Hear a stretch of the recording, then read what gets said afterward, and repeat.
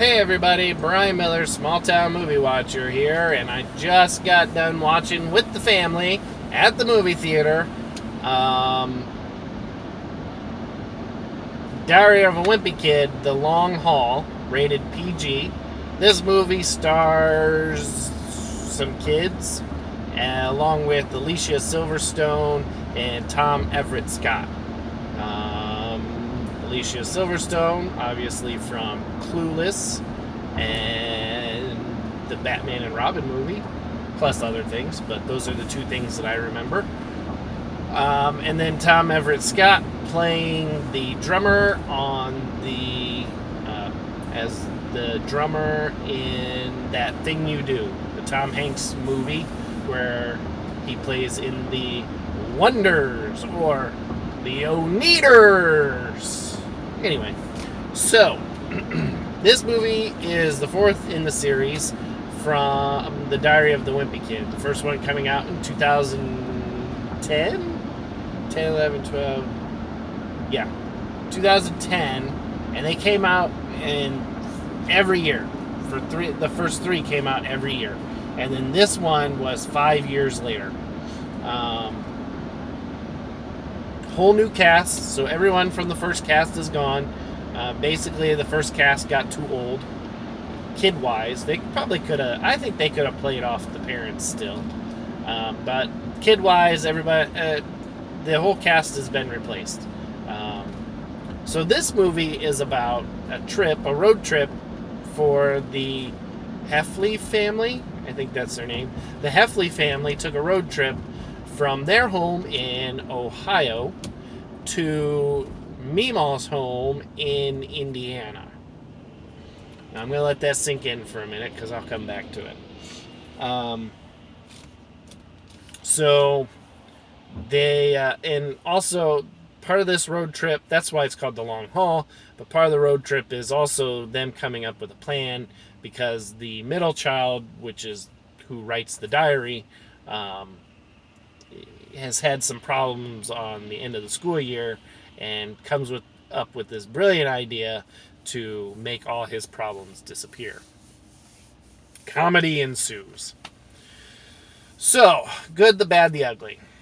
First off, the good is that it's rated PG. This movie is specifically for family and kids.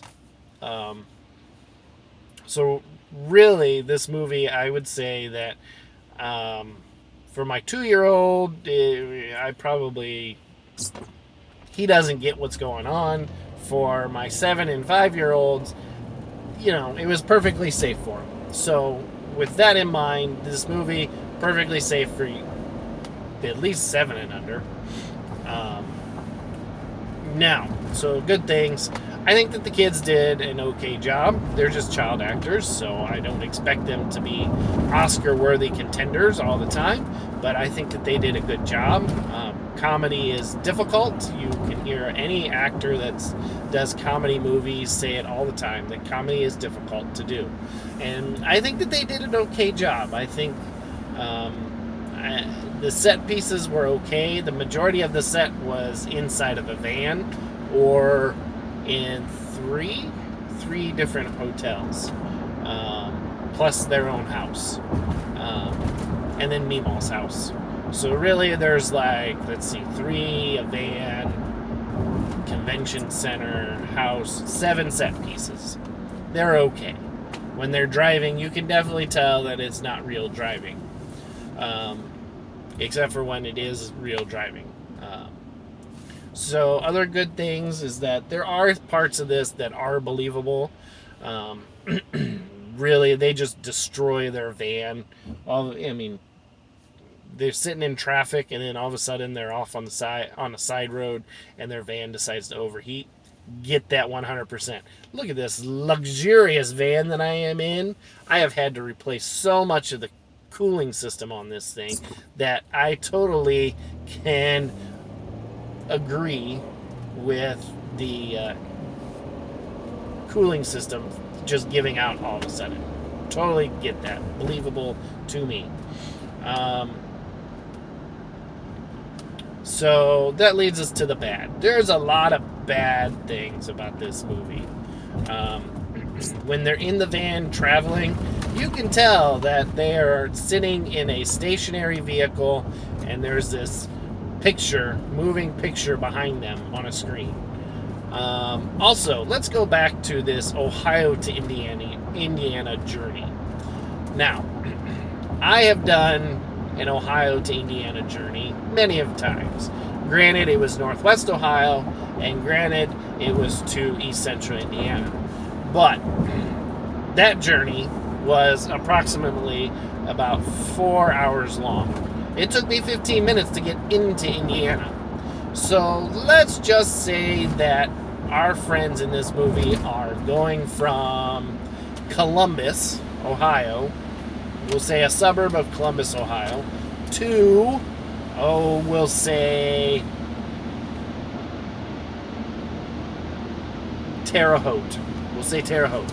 It takes about 3 hours to get across Indiana. It takes another three and a half hours to get to Columbus. So we're talking about 6.5 hours, maybe at the most 6.5. I'll give it 8. So 8 hours to get from an east side suburb of Columbus, Ohio, to Terre Haute, Indiana, which is on the west side of the state. 8 hours. They set their GPS, boop, boop, boop, boop, and the GPS chimes in and says, drive time, 48 hours.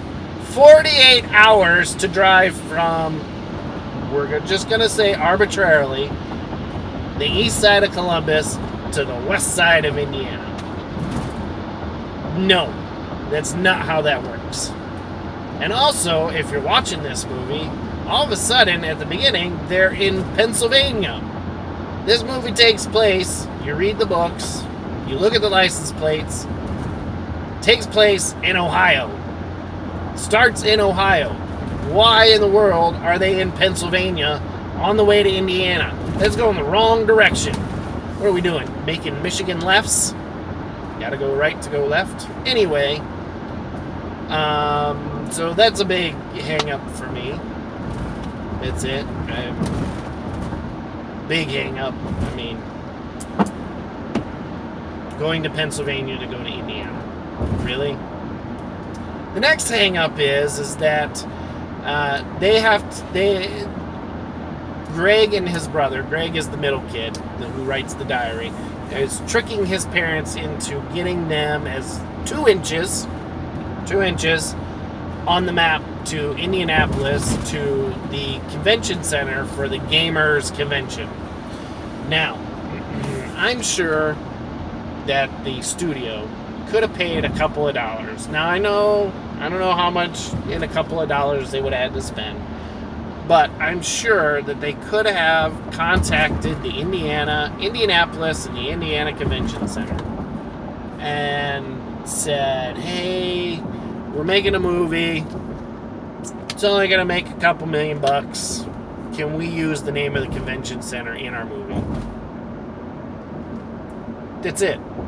Because it's a nice convention center there in Indianapolis, and it would make it a little more believable instead of just arbitrarily saying that they're at a convention center in Indianapolis at a fake convention center. In this day and age, use something that's real, man. Make it believable. Pull me in. Can you tell I spent a little bit of time in Indianapolis? It just kind of frustrates me to no end. So anyway, they made up a convention center that doesn't really exist in Indianapolis. And if you look at the scenery around said convention center, it's not very believable that it would be in Indianapolis. Maybe in a smaller town, a smaller venue would have this look, but not a convention center.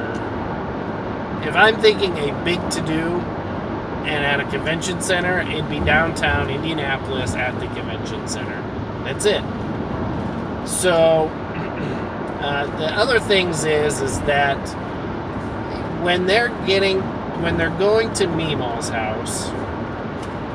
Oh, by the way, my kids call Laura's mom Meemaw. So my kids were like over the moon when my kids were slightly over the moon when they said they were going to Meemaw's in Indiana.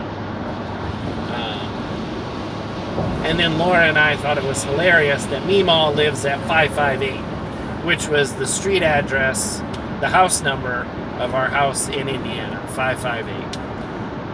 Anywho, so I can keep going. Oh, this is the last thing. So they're getting to Meemaw's house, and they're going up this hill, and then they're driving down this hill. Now, those of you that live in Indiana know that, yes, there are hills, but nothing that's this big. Unless it's a landfill, but nothing this big that they portray in the movie. The hills in Indiana are not that ginormous. When you get to the southern Indiana, yes, there are some bigger hills that are down by the river, but if we're saying it's Terre Haute, arbitrarily, or anywhere in the 3/4 of northern Indiana, no hills. So, that's it. So, from that standpoint, I have all kinds of things wrong. The ugly of this movie, there was toilet humor in this movie. That's the ugly of the movie, toilet humor. Nasty toilet humor. Not like nasty, dirty, and it's gross, but it just literal nasty toilet humor. So, this movie's safe for your family. Yes, it's safe for your family. Should you go watch it? I would wait until it's on video if you want to watch it. Spend the $1.50 at Redbox and call it a day. But this is safe for your family. So, with that, Brian Miller, Small Town Movie Watcher, I and the family just got done watching Diary of a Wimpy Kid, The Long Haul, and it's rated PG. And I think that you should wait on this movie until it gets to Redbox. So, thanks a lot, everybody. Bye.